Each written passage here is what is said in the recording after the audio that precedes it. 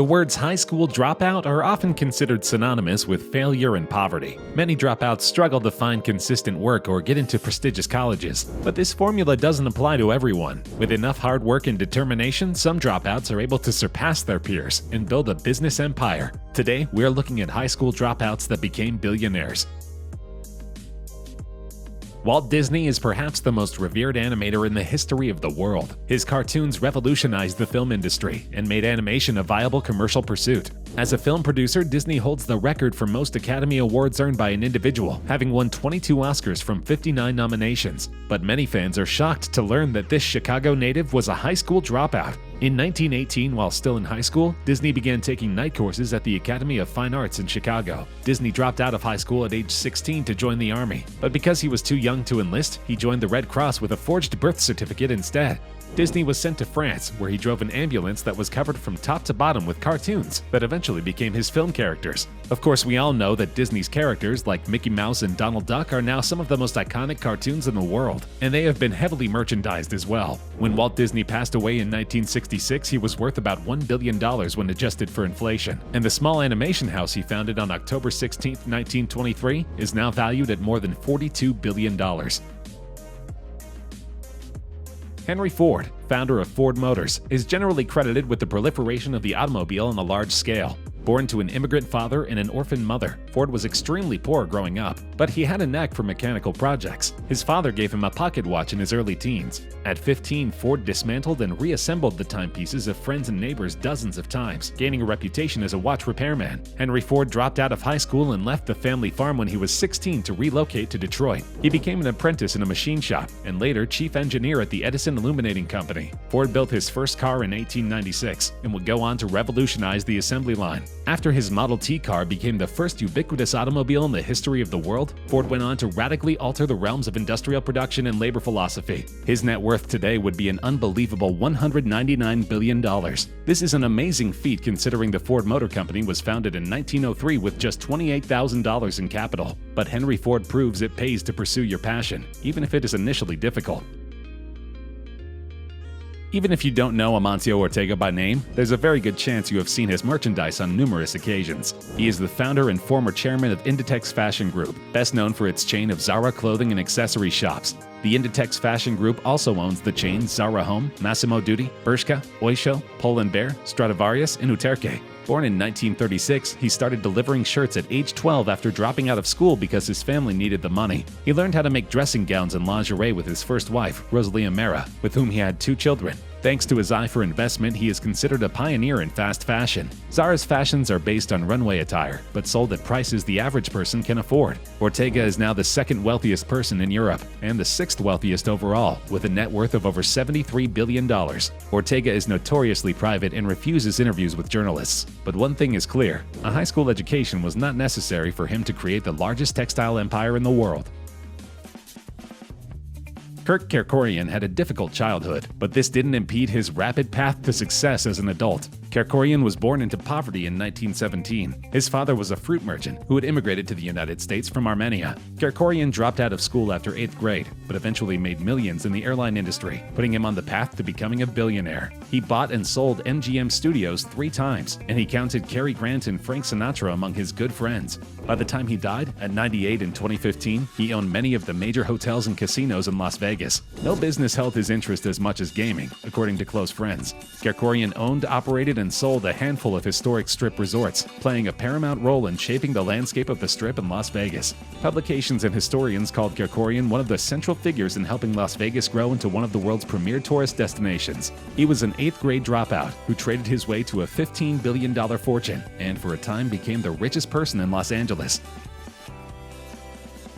Francois Pannell is one of the wealthiest men in France, and with $30 billion in the bank, he also ranks as the 30th richest person on the planet. But things were not always easy for Pannell. He was poor growing up. His family lived in a suburb in Brittany in western France, and his schoolmates teased him relentlessly for his unkempt clothes.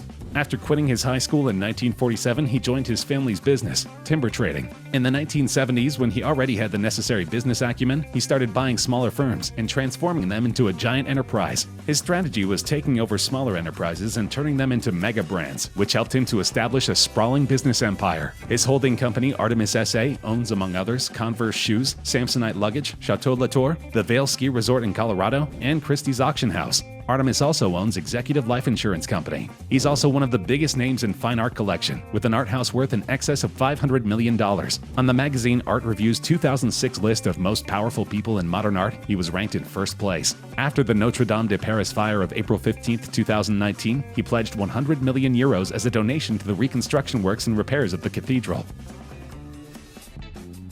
With a net worth of $3 billion, 91-year-old David H. Murdoch has made some huge contributions to the fields of medical research and higher education. Murdoch is owner and chairman of the Dole Food Company, the world's largest producer and marketer of fresh fruit, fresh vegetables, packaged meals, and frozen foods. As if that wasn't enough, he's also the owner and CEO of the real estate development company Castle & Cooke. But Murdoch wasn't always the epitome of success. He dropped out of high school, was drafted into the Army during World War II, and was homeless in Detroit after the war. But he got experience in the real estate market, moved to Los Angeles, and took over the nearly bankrupt Hawaiian firm Castle & Cooke, which owned the pineapple and banana producer Dole Foods Company. In 2013, he took Dole Foods private in a deal that valued his company at $1.6 billion.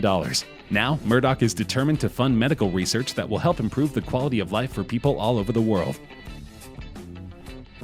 Though Richard Branson is not one of the wealthiest people in the world, he is the kind of billionaire with remarkable ideas and flashy businesses that garner attention from the media. As a result, he is a household name, and his Virgin Group, which controls more than 400 companies in various fields, is present all over the world. But Branson had a rocky start in life. "I was seen as the dumbest person at school," the founder and CEO of Virgin Group told reporters. "The idea that I could be successful didn't dawn on me." As a young student, Branson struggled with dyslexia. He had a hard time keeping up with his classes, but what was perceived as a weakness became a source of strength. "What's interesting about people who are dyslexic is that they can often excel at things that they love and have a passion for," he said. "And I have a passion for quite a lot of things." In order to pursue these passions, Branson dropped out of school when he was 17 years old. He founded a magazine called Student and advertised mail-order records for much cheaper prices than were generally available at the time. The resulting business was Virgin Records, his first successful venture. The company now includes Virgin Atlantic, Virgin Media, and Virgin Galactic, a space exploration company. Carl Lindner Jr. was an Ohio native who founded a dairy empire and died as one of the wealthiest people in the world in 2011. Lindner was a delivery boy for his family's dairy company during the Great Depression. With two brothers, Robert and Richard, and a sister, Dorothy, he opened an ice cream shop with a $1,200 loan in 1940. After dropping out of school at 14 during the Great Depression, he helped to expand his family's dairy business into United Dairy Farmers, a large chain of convenience stores. Lindner left the business and started investing in savings and loans in 1959, then went into insurance in 1971. Via American Financial Group, he bought Chiquita Brands International in 1984. Lindner ran the banana company until 2001. America Financial Group also owned or held substantial investments in Charter Co. and Great American Insurance. Lindner, also a big sports fan, opted to buy the Cincinnati Reds, which proved to be extremely profitable until he sold his stake in their franchise in 2005. In his later years, Lindner focused more on philanthropy and politics, but none of this would have been possible without his industrious spirit and work ethic. Joe Louis dropped out of high school at 15 to run his father's catering business, Tavistock Banqueting, and he is currently worth about $5.3 billion, according to Forbes. The businessman, who works from his yacht most of the year, owns a planned community in Lake Nona, near Orlando, which is now one of the fastest-growing developments in America, and houses a medical city that includes numerous medical facilities and university research centers. After selling the family business in the late 1970s, Louis moved into currency trading in the 1980s and 1990s, resulting in his move to the Bahamas, where he is now a tax exile. In September 1992, Louis teamed up with George Soros to bet on the pound crashing out of the European exchange rate mechanism. The event, which was dubbed Black Wednesday, made Louis very wealthy, and some say he made more than Soros. Though many believe that Louis made his money in a dishonest manner, it's impossible to deny that he used street smarts and common sense to pivot among numerous industries and become one of the wealthiest men in England. Louis is also an avid art collector. Louis's art collection is estimated to be worth $1 billion. It includes works by Picasso, Matisse, Lucian Freud, and sculptor Henry Moore. Louis bought Francis Bacon's triptych 1974-1977 in 2008 for £26.3 million, then a record for post-war artwork bought in Europe.